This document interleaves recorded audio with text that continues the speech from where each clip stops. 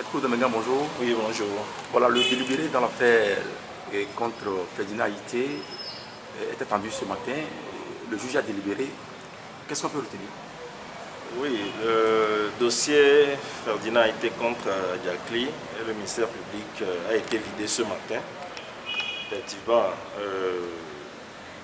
nous n'avons pas été surpris par la décision. Le juge a condamné le journal Alternative à 2 millions d'amendes et Ferdinand Haïté même à 2 millions d'amendes.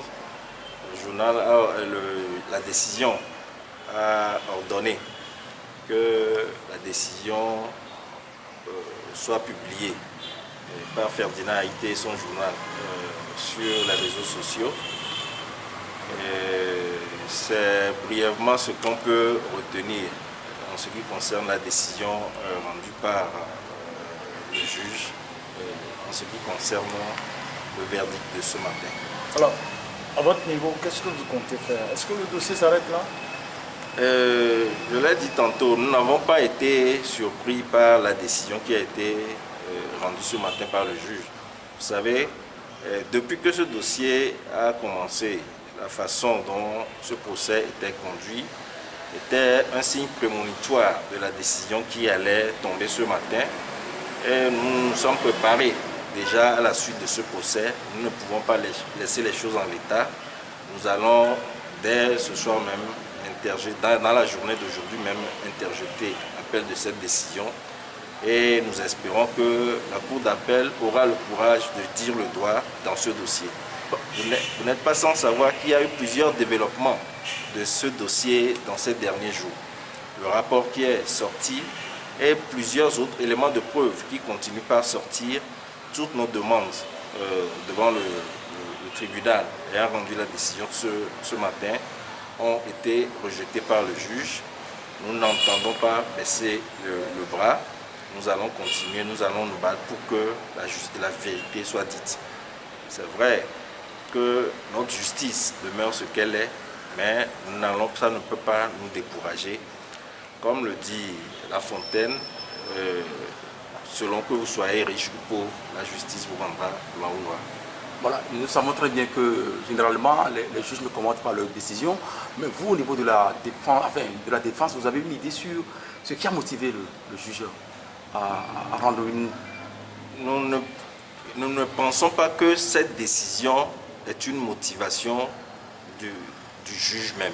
Parce que je ne sais pas, on n'a pas encore la décision en intégralité pour savoir comment le juge a pu motiver cette décision. Mais nous avons l'impression que cette décision a été plutôt téléguidée. Vous savez, quand nous avions commencé ce procès a mobilisé les plus hautes autorités de la justice qui ont fait le déplacement, qui sont venus dans la salle. Nous avons vu des gens, des autorités de la justice qui écrivaient sur papier, qu'ils envoyaient au juge directement. Et donc vous comprenez que dans ces conditions, l'indépendance, la liberté du juge pour pouvoir rendre une décision est entravée.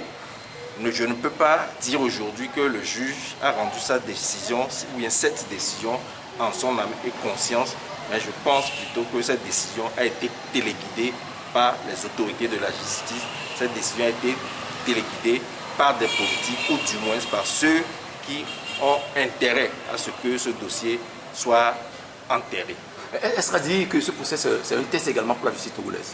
C'est évidemment un test pour la justice togolaise.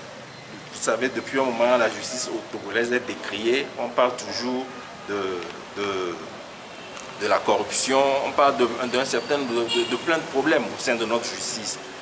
On a essayé de faire l'effort avec l'appui des partenaires pour que notre justice ait un autre visage.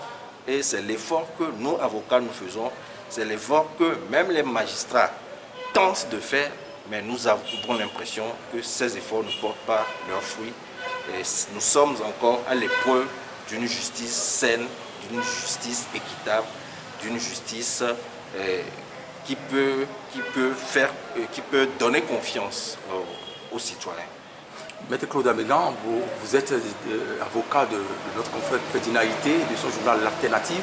Est-ce que vous êtes confiant qu'au second degré de juridiction au niveau de la Cour d'appel, le droit sera dit? Je ne peux pas dire que je suis confiant. Je l'avais dit la dernière fois, la justice, c'est une institution de notre État. Nous devrons toujours nous battre pour que cette justice devienne ce que nous souhaiterions qu'elle soit. Je ne suis pas confiant, mais je ne suis pas déboussolé non plus. Je demeure ferme.